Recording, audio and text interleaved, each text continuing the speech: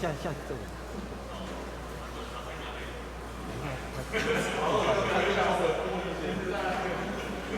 然后你要预备好那个第二全场 PPT 要准备，你知道的话，来唱歌。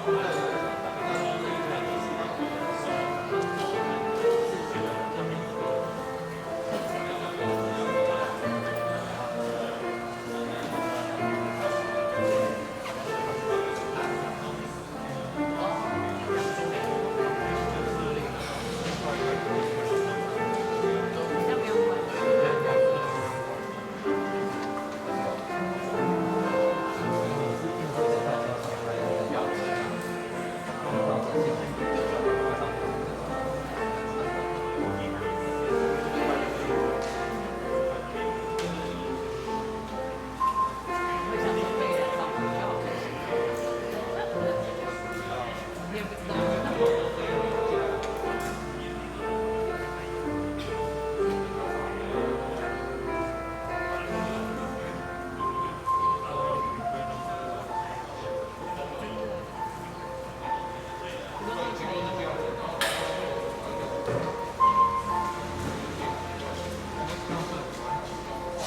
各位弟兄姐妹，大家平安。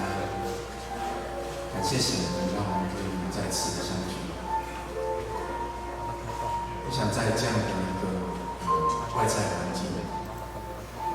这样的危险当中，我们知道全世界有大部分的国家，他们都不能这样的聚会，但是我们仍然可以来到神的殿中。虽然我想我们在每一天可能都会有担忧、惧怕。但是我们来到神的殿中，愿神的灵与我们同在，让我们得到从神所赏赐的平安、安息。那我想这也是真的是一个恩典，所以我们用这样的信心来进入神的殿院，渴慕神的灵可以围绕我们、保护我们。不受伤害，因为我们相信，我们所信靠的神是我们的避难所，是我们随时的帮助。在这样的时刻，我们安静自己，也请我们闭起我们的眼睛，摆上自己的领受，摆上自己的祷告，认罪、感谢、赞美，在神的面前。请我们大家自己在心里默念，或是你要念出来，我们都在这个时候摆上我们自己，在神的面前，我们一起来祷告。谢谢你用你的爱来围绕我，谢谢你让我们知道有你的保护，我们不怕受伤害。当我们来到你的面前的时候，我们的灵感受你爱的同在，我们心里有盼望，有力量，我们不至于羞愧。谢谢你，谢谢你。亲爱的天父，我们感谢你的保守眷顾，你赐下你的平安，在每一天与我们同在。我们可以同心的来敬拜你，无论是在神的殿中，或是用视讯的礼拜，都是你丰丰富富的恩典。我们要献上感恩跟赞美。虽然现在在我们所处的环境充满了危险，也充满了担忧，但是我们在神的手中都安稳妥当。求你用你的灵来保护、引领我们，让我们降服在你的大能爱中。因为我们知道有神的同在，我们就不怕遭灾害。我们也相信你必成为我们的盼望，成为我们的高台，成为我们。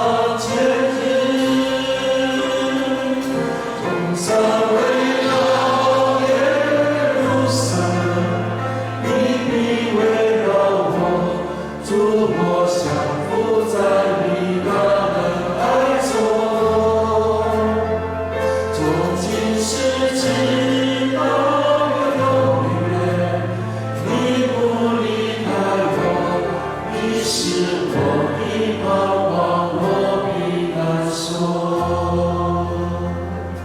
愿神成为我们的避难所。这时候，我们要为了今天的礼拜来摆上祷告，求神的灵来到我们当中，掌权今天的聚会，充满在我们每一个人内心。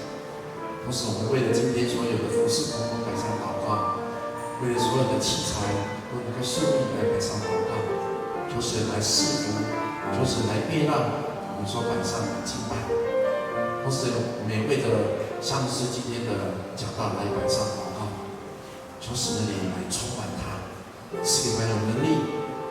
赐给他有从神而来的启示，来传扬神的真理。我们同心为了今天的礼拜来摆上我们每一个人祷告。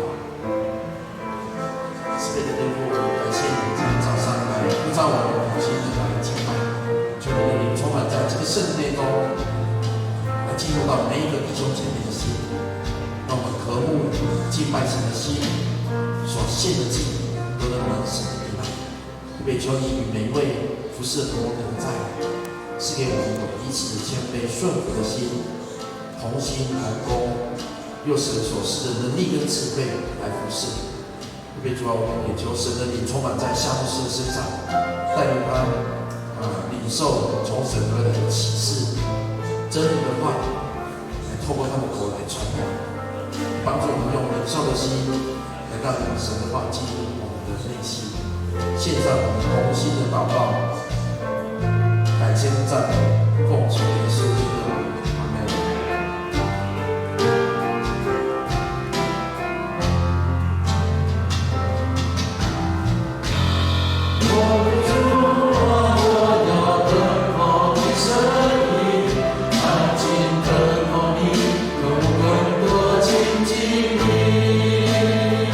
世上的一切，你不过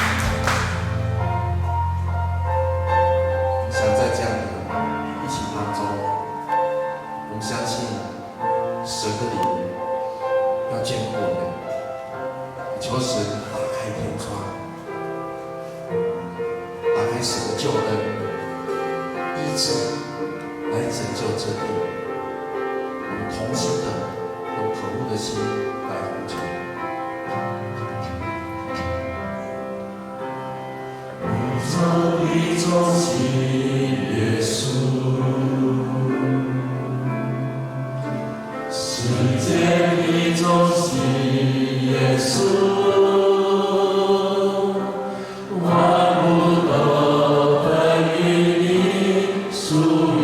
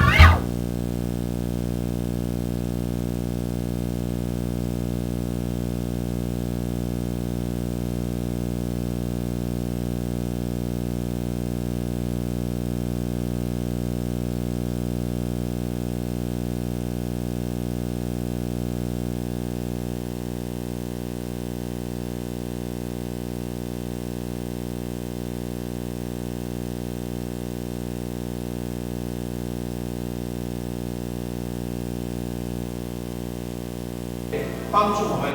得到信心的力量。主啊，让这个疫情不只是伤害而已，而是让我们在疫情当中经历你的恩典、你的祝福、你的兴盛、你给我们的应许。感谢你，让我们的敬拜、荣耀在。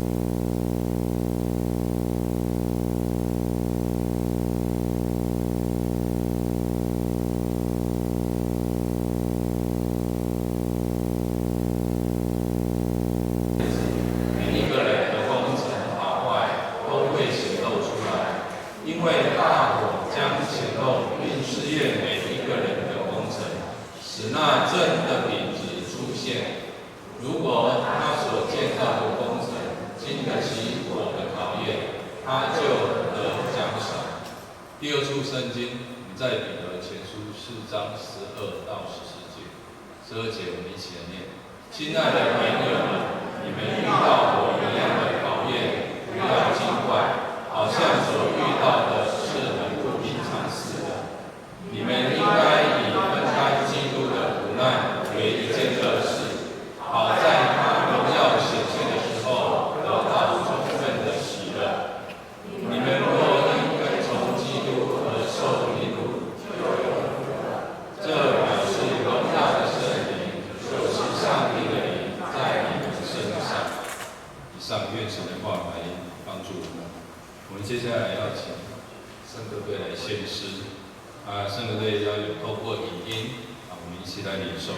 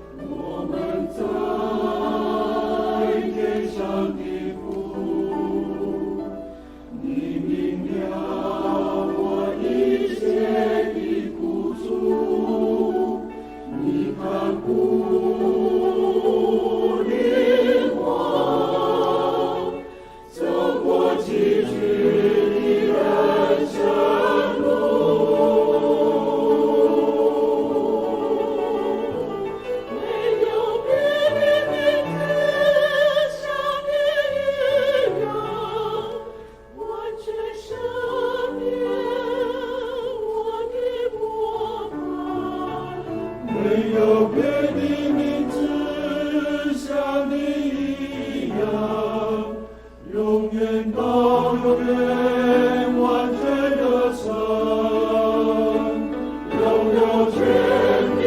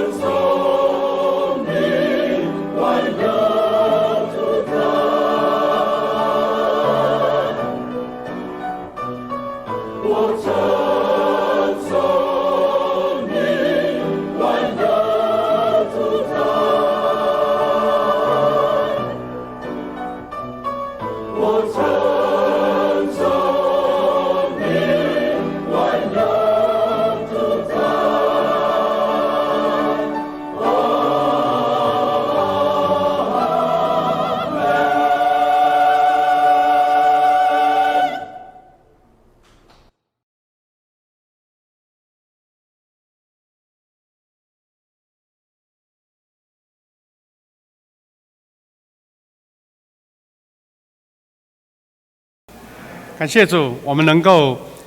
在疫情当中仍然能够在教会做实体的礼拜，也邀请所有在网络中跟我们一起同心敬拜的弟兄姐妹，无论在哪一个地方，因为神同样跟我们同在，也因为这样子，我们的教会就不只限制在这个礼拜堂这个小小的建筑物里面，我们教会是扩展到任何在收视一起同心敬拜的地方。这也跟我们今天这一个经文所给我们的启发有很好的一个磨合之处。我们要分享主话前，我们一起来祷告。亲爱的父神，感谢你，感谢我们这个福分，一起来敬拜你，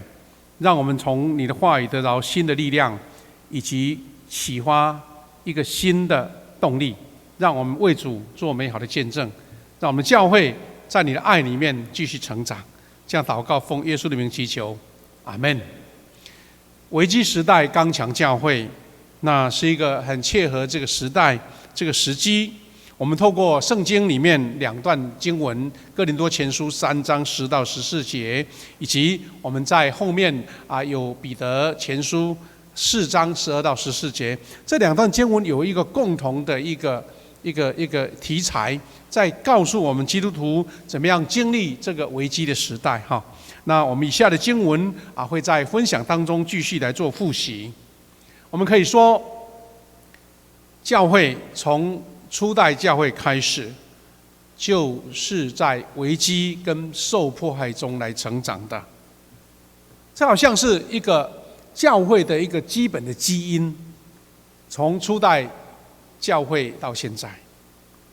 因为在危机当中，神的恩典就更加添，在迫害当中，他给信徒的力量是超乎人所能认知跟领受的，所以这个历史就一直在演变，一直在传颂着。保罗在写信给哥伦多教会的信当中，他处理了很多当时教会遇到的问题跟挑战，其中一个是信仰的根基的问题，因为在地中海沿岸，这个哥林多教会是一个海港的城市，有很多外国的商人、商船来去，很多不同的习俗、不同的这个社会的这个各样不好的风气都在那边流传。有的信徒的信仰不坚固，所以保罗在那边来造就装备他们。又遇到不同的思想跟理论的征战，所以有党派的纷争，特别是在基督徒生活受异邦习俗的影响，很多人没有按照圣经的教导这些挑战都在哥伦多的教会来发生。那保罗用今天的经文在勉励基督徒，是他们怎么样去经历了这个社会很多的挑战，无论是迫害，无论是社会习俗的影响，或是异教异端的影响，他们都要一一去面对。那保罗在这段经文里面这样勉励当时的基督徒说，他是一个内行的建筑师，因为他亲自受耶稣所呼召，然后亲自领受了耶稣的福音，所以他说，我是一个建筑师，透过神给我的智慧，我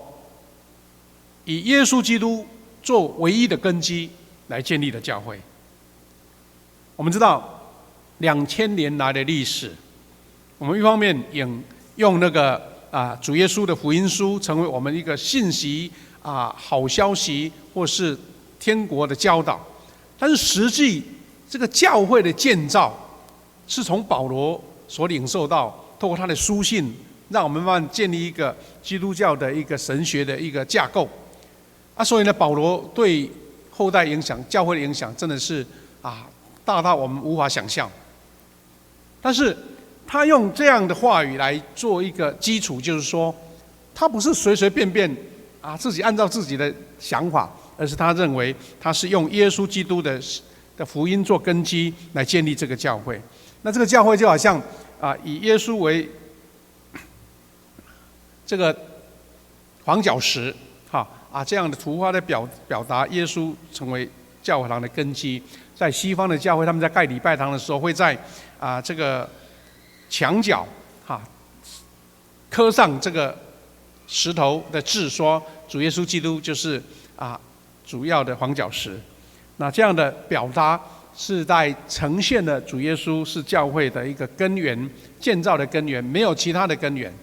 如果说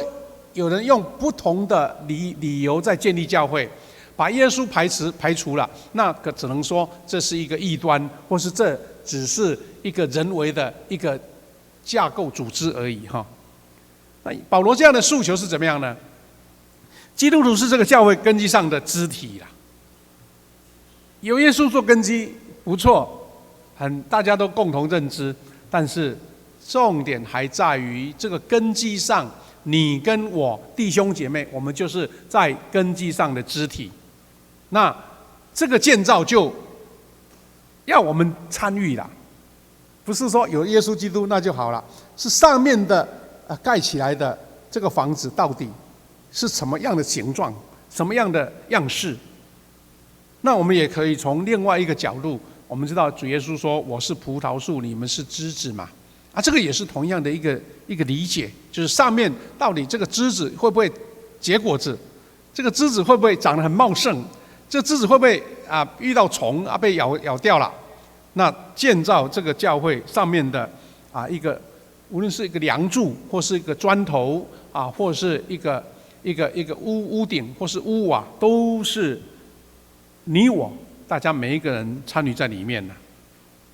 然后保罗说，苦难、迫害或危机，就像大火一样，在显现基督徒品质的时刻。换句话说，跟前面我们这一个前提说，教会是在迫害跟受挑战当中成长的。那如果教会是一个建筑物的话，它被火烧就是被迫害嘛，被挑战嘛，遇到危机嘛。但是到底火烧过了，这个房子就这样灰灰烟灭了，还是说它仍然显现出那个坚固不怕火炼的这就是我们基督徒的品质。保罗用金银、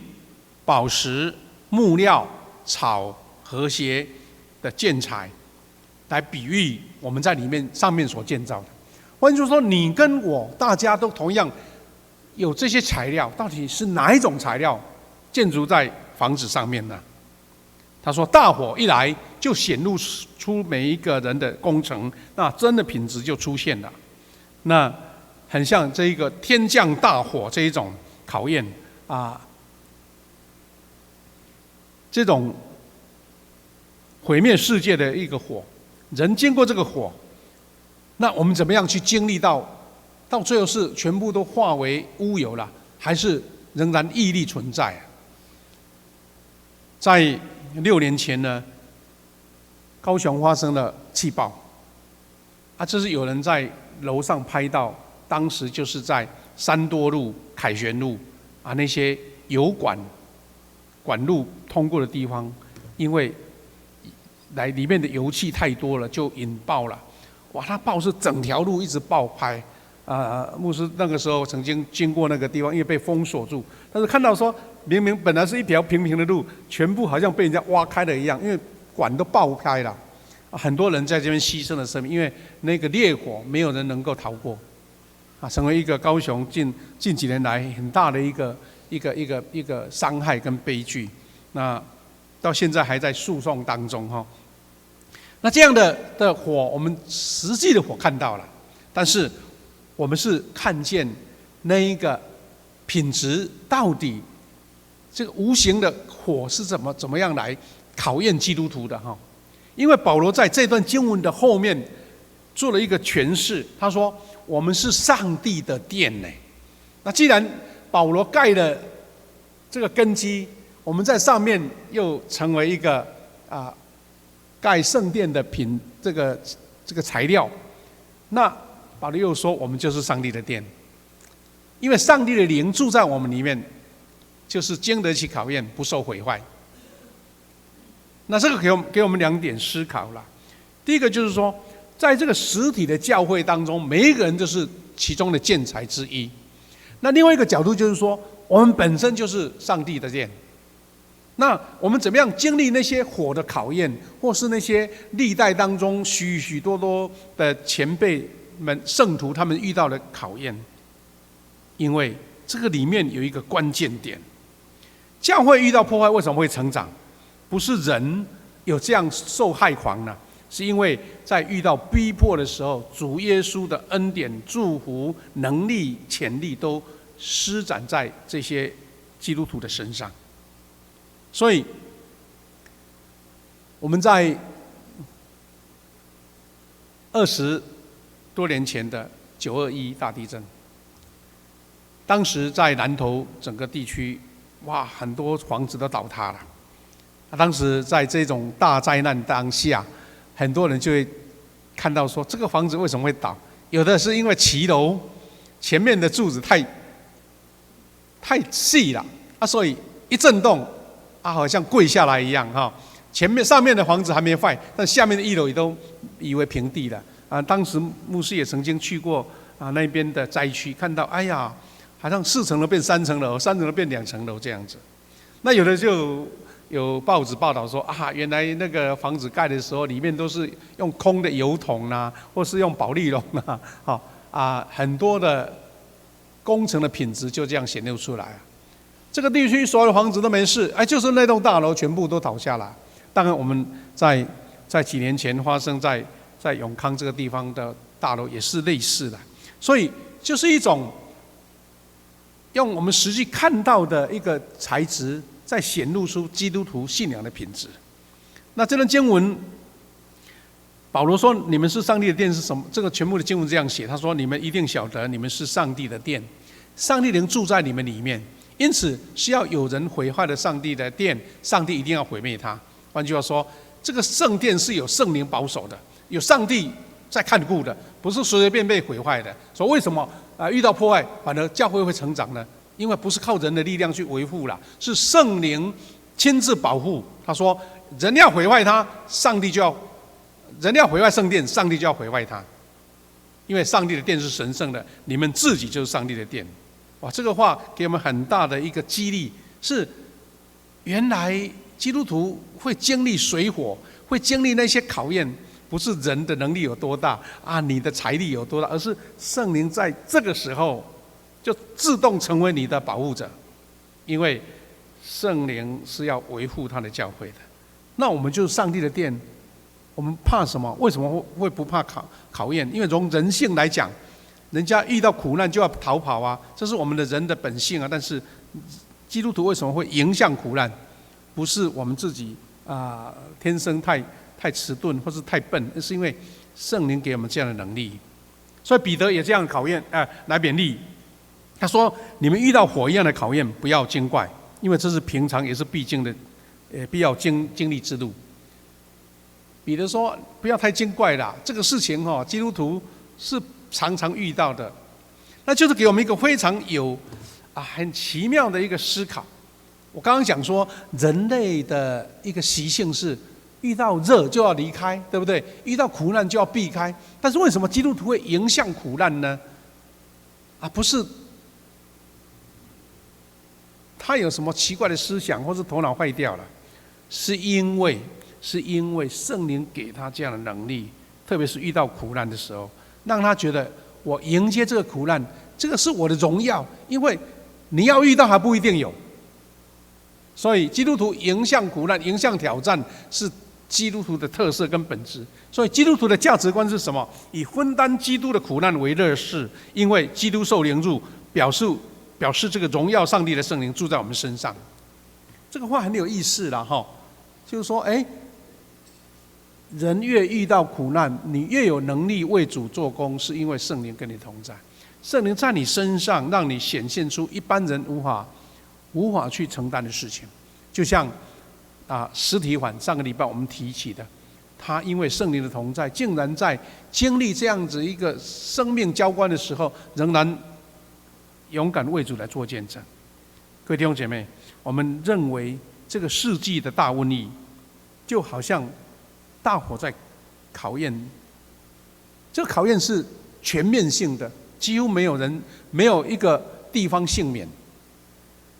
那这个给我们一个非常重要的省思啦，在这个瘟疫下，一个世界、国家、产业、教会、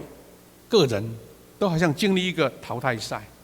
如果我们不要我们自己私人的眼光，我们台湾的眼光，我们看整个地球的眼光，你会发现说，好像上帝给了一个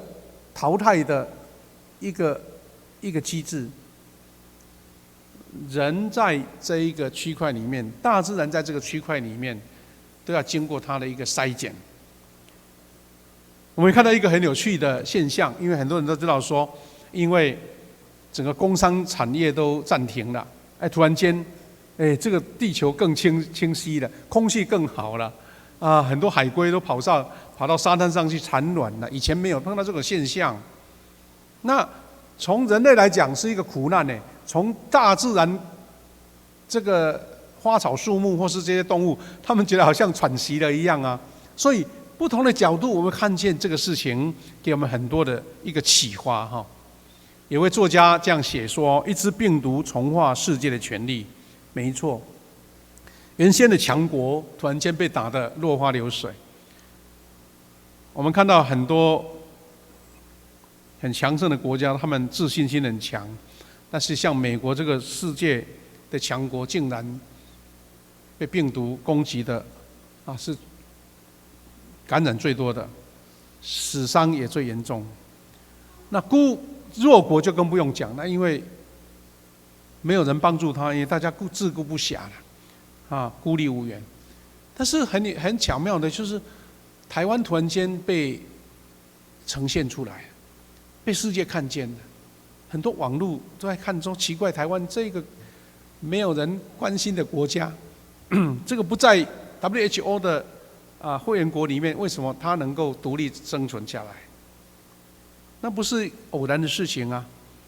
是因为我们之前曾经遇到这么大的灾难，没有人管我们，我们只好自力更生，我们只好自己自助人助啊。所以这一次台湾能够到目前为止还能够保持稳定，是因为17年前很多人牺牲了他们的性命，让我们找到了什么样的机制能够保护我们的全台湾的百姓。我们也看见原本生意兴隆的事业，突然间门可罗雀了，卖场都没有人，餐厅没有人，很多餐厅旅馆都歇业了，或是倒闭了。我们就看到新加坡一个油王卖油的一个大亨突然间就倒闭，因为现在油便宜的比矿泉水还便宜，那你怎么会预料到这种事情会发生呢？很多产业体质不好，就纷纷关门歇业了。我们知道重伤害就是这些观光产业，这些邮轮飞机航空还有很多我们没有办法去预料的。那当然也有突然间从那边窜起的，因为大家宅在家里面那些网络的购物突然间这个业绩加倍这个Amazon 这个全世界最大的这个网络的平台听说还要增人呢，那这个就是一种淘汰赛嘛。那我们更可以看见说，病毒的攻击下，体质好的人他是轻症，但体质弱就生命交关了。这一次的这个磐石舰好多人感染了，他为什么会突然间爆发那么严重？因为很多阿兵哥身强体壮，20几岁，他自己觉得好像跟感冒差不多，他也不觉得他自己有感染到啦，所以他们还是到处趴走，还是到处去游乐，因为比感冒还轻那怎么办？甚至无症状的感染那这个也算是一种大自然的考验。那问题回到我们自己，我们的瘟疫下的教会，我们平时的事工、聚会、活动模式都无法运作，那这个教会还怎么办？停下来吗？完全停摆吗？还是他能够找到生机呢？甚至有新闻的评论家，他在一个广播当中挑战，他说，在瘟疫众人受苦当中他就说，瘟疫大家都在受苦，台湾的宗教界到底做了什么事？有没有什么安抚人心的作为，让人家觉得说，哎呀，在苦难孤立无援当中，你们宗教界还有让人家温馨的地方，让人家感到安心的地方、安慰的地方。他当然不只在讲基督教，他包括讲佛教这些宗教界，他们到底能够给人心做什么帮助？那这个其实也真的是给我们一个非常大的挑战跟刺激啦。那同样在危机下面，我们的教会是不是能够在试炼下，教会更刚强？刚刚我们提起过，在疫情攻击下，教会的事工、组织、架构、分工、牧养关系、关怀跟联络系统，是不是能够如常的运作？我们富强教会在一般长老教会当中，会被人家比较称赞的是，因为我们教会的这个组织架构有比一般长老教会更齐全的部分。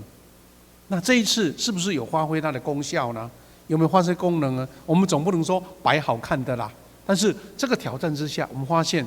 我们富强教会有很多让人家觉得安心，但是我们还要更努力的地方。那我看到一篇文章在美国的教会，他们怎么样在这个困境当中去突破很有趣。那这个图片我们可能在新闻上看到，因为他们没有办法到礼拜堂聚会，所以大家把车开来，在礼拜堂的那个停车场，那牧师就在这个平台上用广播来跟他们讲道。甚至有的教会更大因为1000辆汽车要多远啊，所以他们就用这种升降机这个剪刀式的这个升降机那台上来讲道这个也是一样，在复活节的时候，他们就免下车了，就在车上听讲道就是他们的车子很像我们的座位一样，一个人排一台那甚至呢，他们的牧师为了要给那些小孩一个快乐的圣诞节那种气氛，他们牧师自己扮成兔子然后带了一篮的那个彩蛋就送给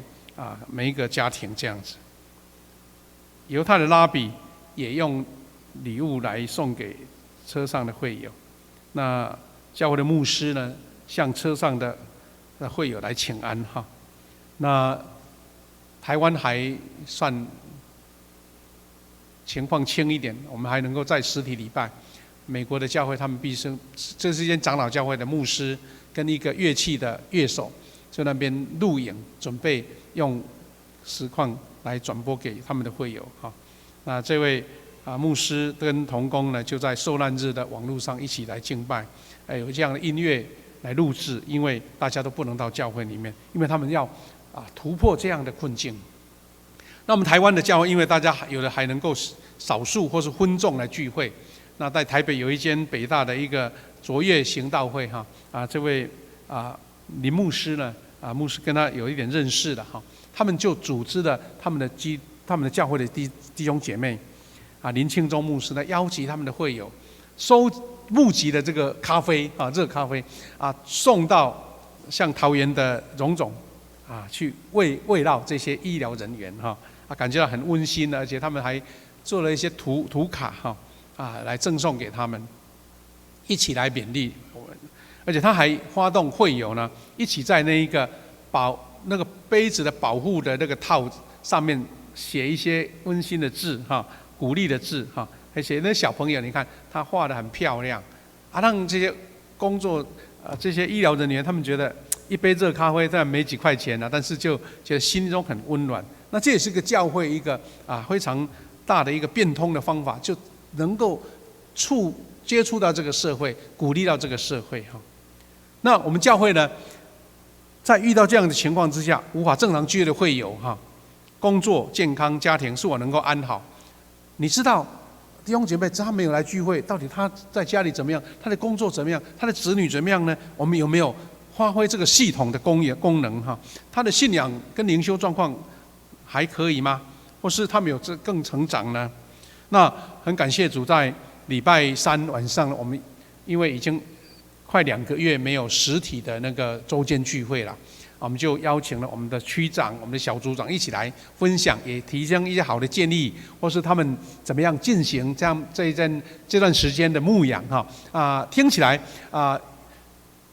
刚开始的时候觉得说哇，会不会每一个小组长都讲说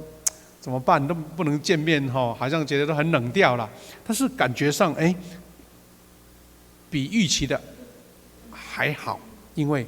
看到这些小组长他们认真努力在牧养这一群会众羊群，跟着心中得到很大的激励。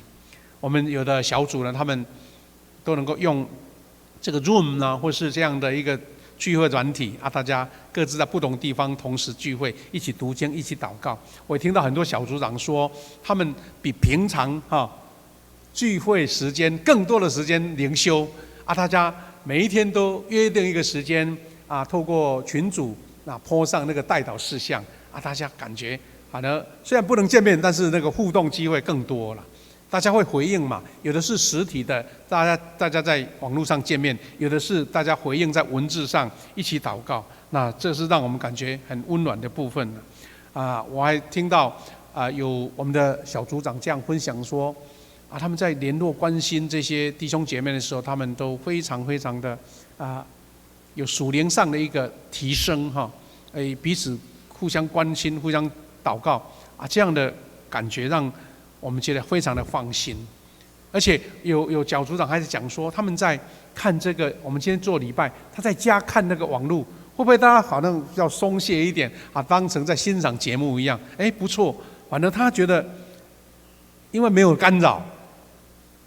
哎呀，还要专注看那个手机啊，或是小小的电脑，所以反而会更认真去跟着我们这个节目的进行。那比我们预期的更好，觉得心中非常的安慰哈。那我们教会也透过不同的网络的方法，比如说用周五的祷告会的录影邀请大家一起来为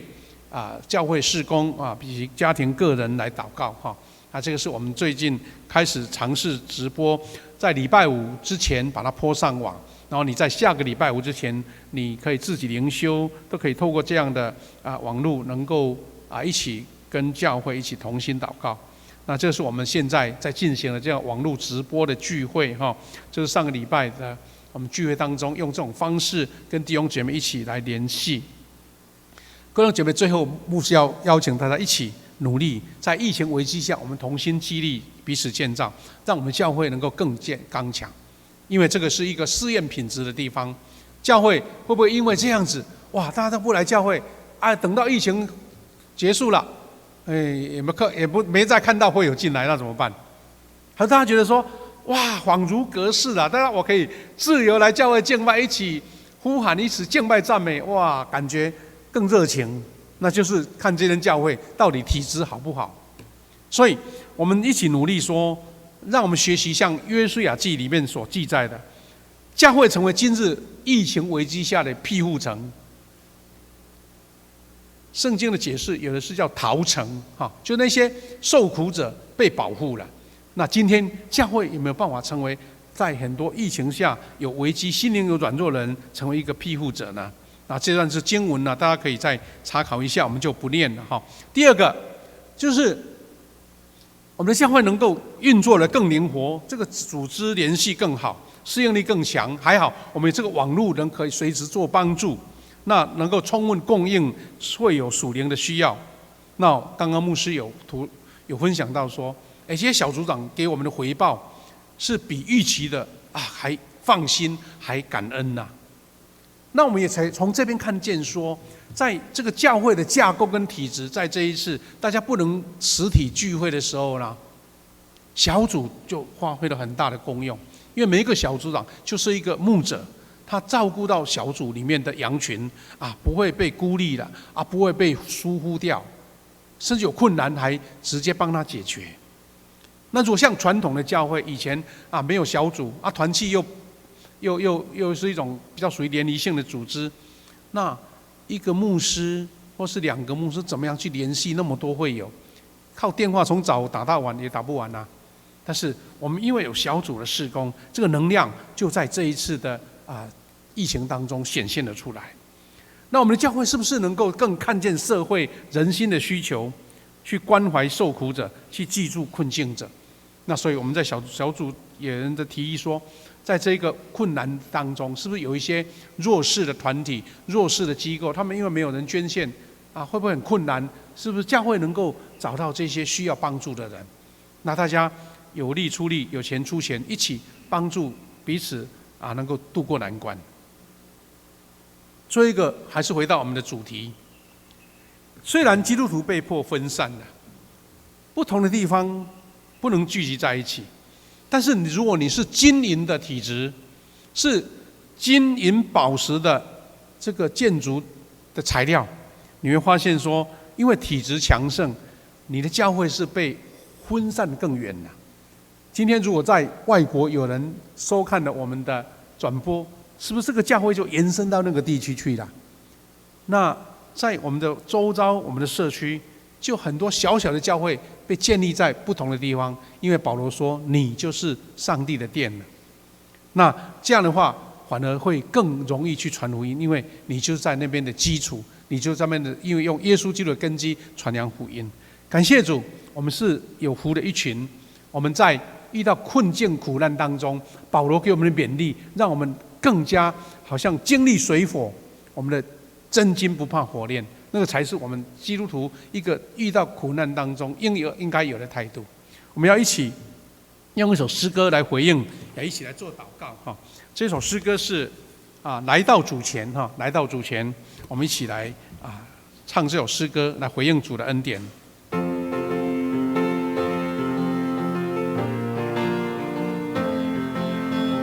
一起有同工可以拿麦克风一起来唱。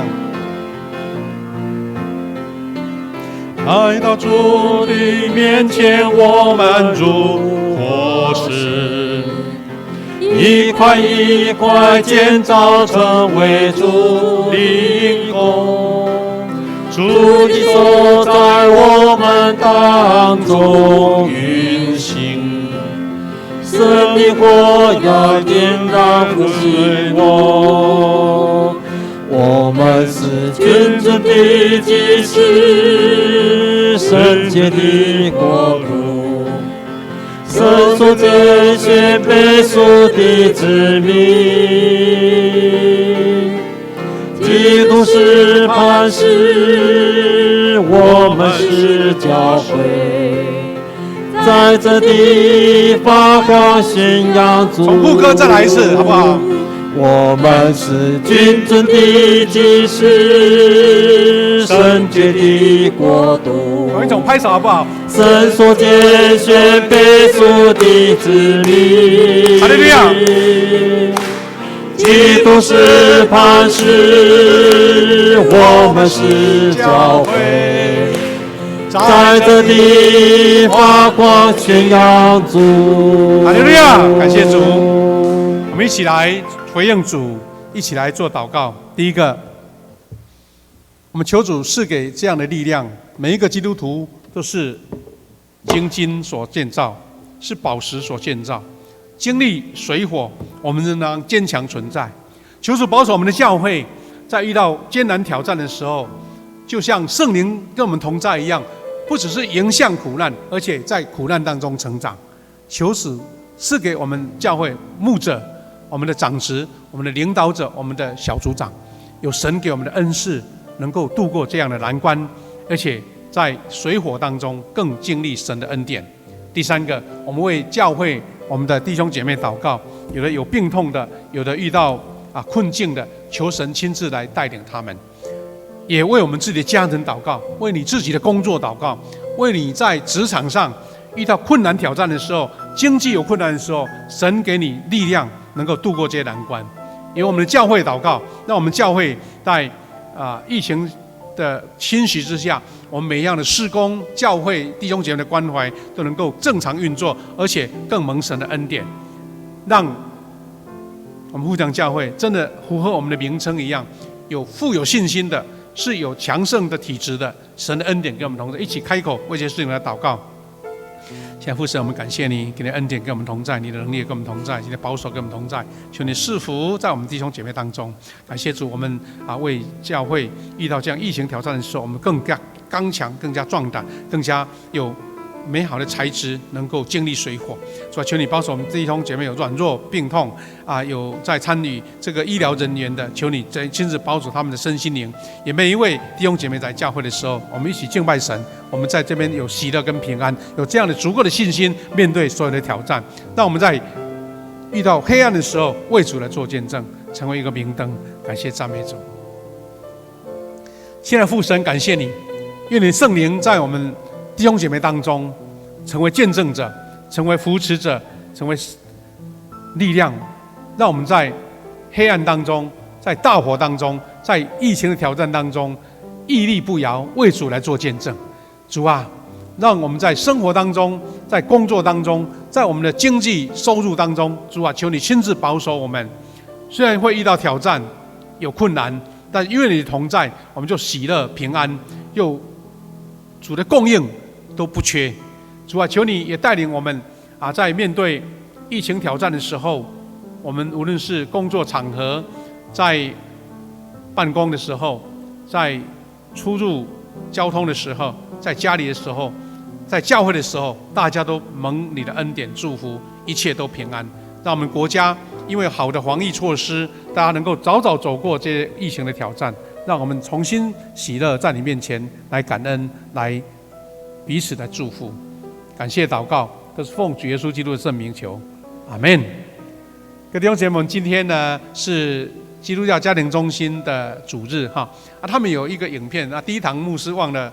报告了哈。我们想说，看这段短短的影片之后，我们再来收奉献。好，我们请同工来帮忙把这个影片播放一下。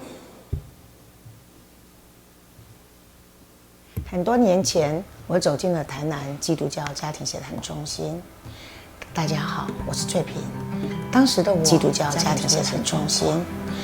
大家好，我是翠萍。当时的我，家庭出了一些状况，那时我身心俱疲，而且痛苦自己。我甚至有了自杀的念头。可是因为看到孩子的脸，我没办法。有一个地方自杀。这时候有个好的朋友，他跟我说，有一个地方很适合你，那就是嘉义。有好多姐妹，于是我就走进来。在这里，我突然发现，有好多姐妹跟我一样的遭遇，我才知道自己一点都不孤单。在这里，老师给我们上了课，让我们去了解。在这课程教会了我们很多。也在这里，老师不断让我们去看自己，让我们去了解自己。也在这里，老师不断的传扬我内心的痛苦、爱、内心的愤恨。我发觉自己突然变了，我内心的痛苦，我内心的愤恨，我内心的自卑，我自怨自恋的东西突然不见了。然后带来的是一个平静，带来的是一个爱，然后带来的是我不再自卑。原来我发现自己爱我，他们给我改变了，我也想去帮助。我转变了。我就在想，他们给我改变，我也想去帮助别人。于是我就去读书。在这读了教牧神学院以后，我学到了专业知识。我知道我要怎么来陪伴这些姐妹，我要让他们怎么样跟我当时一样，从痛苦深渊中只有神才能。可是我也知道，人的力量不够，唯有靠神，只有神才能改变一切。我也愿自己今天所做的一切是合乎神的旨意，我也将这一切荣耀归于神。各位目标兄弟姐妹，大家平安。透过翠萍老师的故事，互咱会当看到家庭协谈中心过去用基督的疼，做咱专业的知识，甲财力来帮助别人。可以有机会接受帮助，真做主内一份子。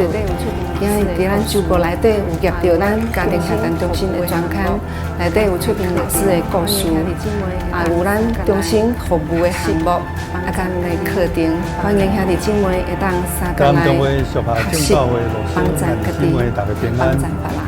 咱台南中华属下正教会牧师兄弟姊妹大家平安。咱台南市基督教家庭协谈中心已经到了今年40天的时间，多谢大家伫奉献、伫台岛顶面，拢付出咱的心力来台岛。一两望咱继续为着咱的家庭协谈中心各种的业务来台岛，以及奉献来互咱的机构，多谢咱更较有气力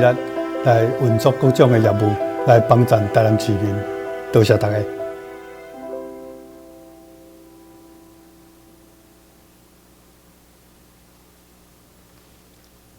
我们接下来一起来奉献。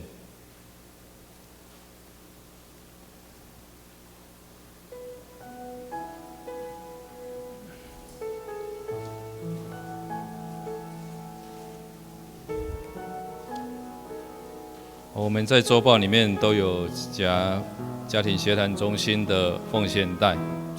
我们也为他们的事工跟同工来代祷、来奉献。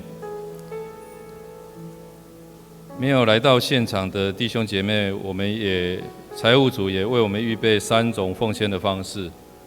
我们也透过这3种方式，让我们的敬拜跟奉献都不会停止。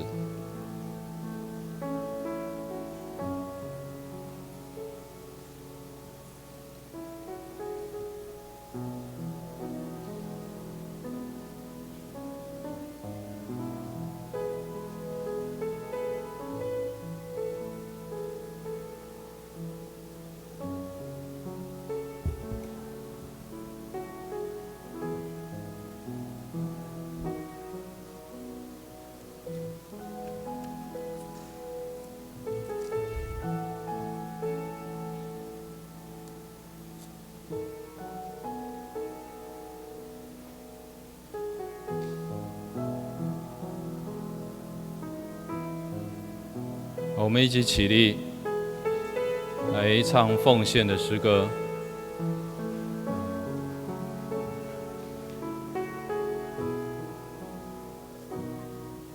亲爱的宝贵耶稣，你爱何等的甘甜，我的心深深被你吸引，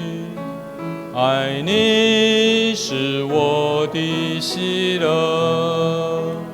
一生爱你，一生敬拜你，一生爱你，一生荣耀你，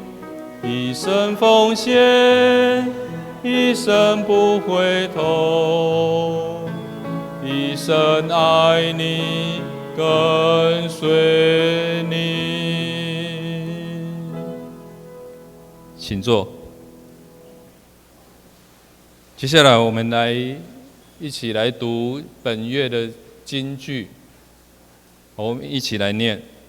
你必将生命的道路指示我，在你面前有满足的喜乐，在你右手中有永远的福乐。诗篇16篇11节。接下来我来报告。第一页，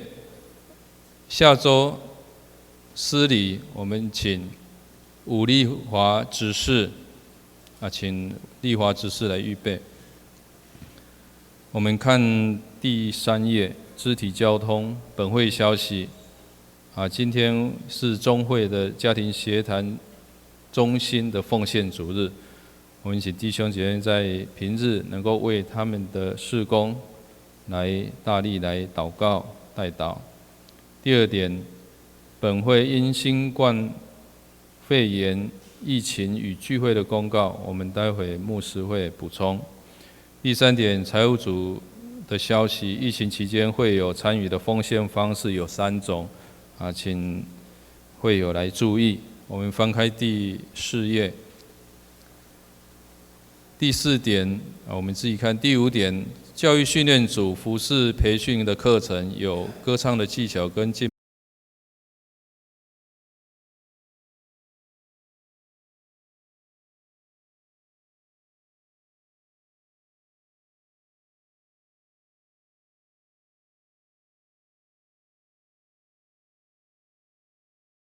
2种的聚会方式，有直播跟实体聚会。我们提弟兄姐妹家中有青少年可以透过直播的方式来参与敬拜。关怀代祷事项，我们翻开第6页肢体交通2、3、4，我们自己看。第五点，我们也特别为耕元兄，他在4月24号来安息主怀并且在4月28号星期二来在殡仪馆来召开告别礼拜。我们请弟兄姐妹透过代祷来安慰遗族。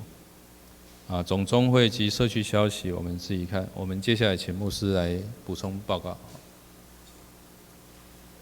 感谢主，我们今天有一个新朋友来我们当中我们各位非常的高兴。我们是松桥新姐妹。小新姐妹，你起立，那我们欢迎你好不好？松小新，还有家人都在吗？有亲人都一起来吗？好，欢迎你，欢迎你他是台南长老教会的青年来到我们这边中华医事大学护理系4年级，欢迎你常常来身边的朋友是不是一起来的？也要拍手来欢迎你们刚刚没有，只有一张名单说谢谢你们。在疫情当中能够在我们当中感到非常的温馨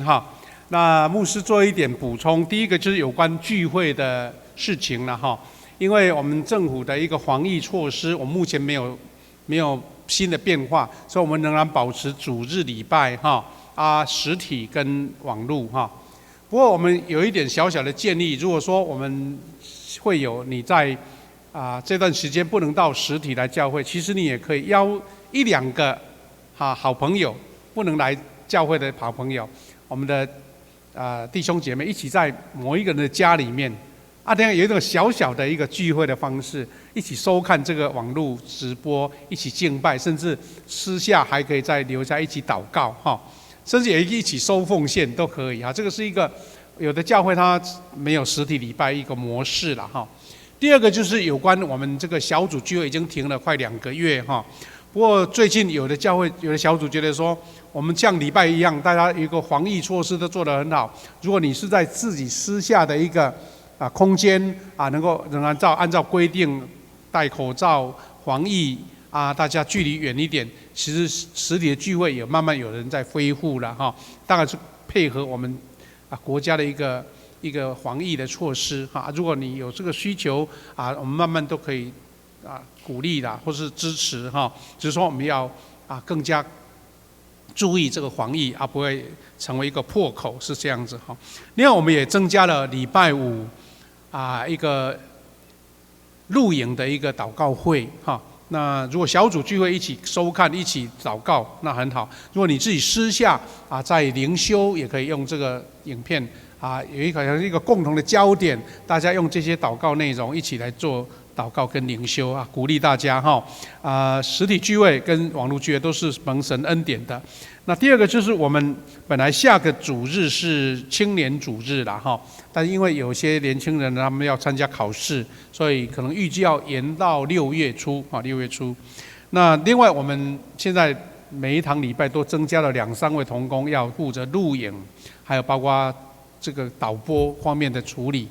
如果有年轻人对这方面有兴趣，而且你有一些经验，特别是对电脑操作比较熟悉的，欢迎你来向我们的基课团长来报名，那我们人员的安排会更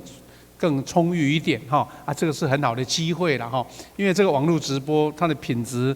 就跟我们的弟兄姐妹的熟悉度都有关系希望这个机会让我们教会的这个转播呢更升级了哈，更升级。那有关我们教会一位老弟兄郭哥年弟兄安息可能年轻人比较不认识，不过我做一个补充就是我们教会的以赛亚有2-3个小组也要去参加那原则上就是我们如果要参加的弟兄姐妹，在50分的时候就到这个怀娣厅的礼拜2早上9点50那我们会做一个集合，和多少弟兄姐妹参加，我们唱一首熟悉的诗歌一起在礼拜当中来做卫诗有长职代表啦，有会友代表，还有包括我们的鼓励小组还有恩典小组，他们要去参加的，在50分就到这个怀娣厅集合，然后这样来做报告。好，谢谢。我们一起起立来颂荣我的神，我的王。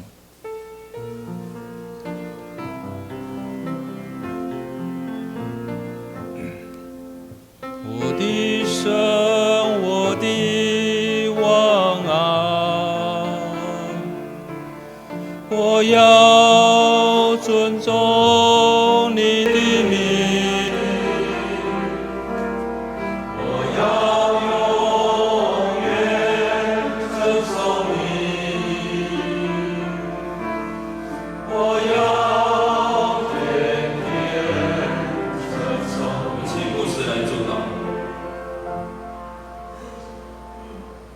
愿主耶稣基督的恩典、上帝的慈爱、圣灵的保护、相通扶持带领，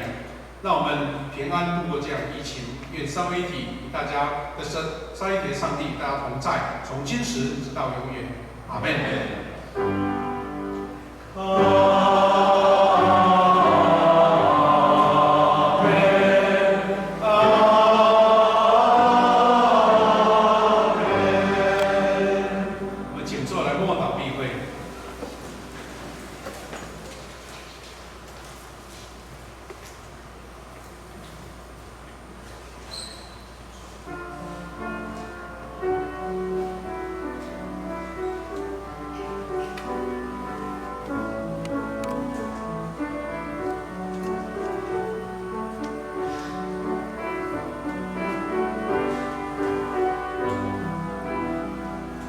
我们起立，我们互相来拱手。